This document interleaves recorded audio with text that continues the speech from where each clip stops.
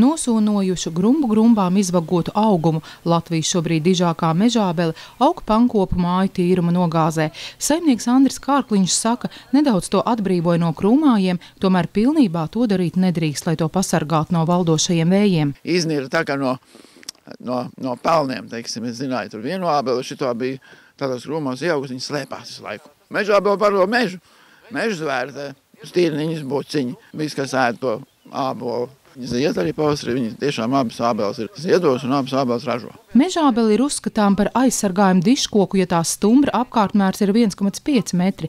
Pankopos atrastā ābele ierindojas 1. vietā Latvijā un 2. Baltijā ar 4 metru apkārtmēru. Turpat māju pagalmā dižojas arī 3. Latvijas lielākā mežābele ar 3,7 metru apkārtmēru.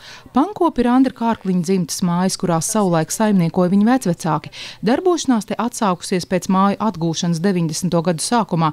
Dabas dāsnumu pankopos sastopam ik uz soļa. Te aug arī ozols, kura apkārtmērs pārsniedz 7 metrus. Netālu dzīvojas melnais stārķis, bet pie pašas mājas ierīkota dzīvesvieta baltajam stārķim. Manu māju mammai atdeva 91. gadā, mēs atbraucām, bija tāda ļoti laba māja un nelabvēļ pielaida uguni viņai. Un es atbraucu nākušo dienā, kad bija palikuši tikai pelni. Un man stārķis sēdēja blakus pelniem, tajā vienīgajā blakus, tajā šausmīgs ugunsbēgs bija.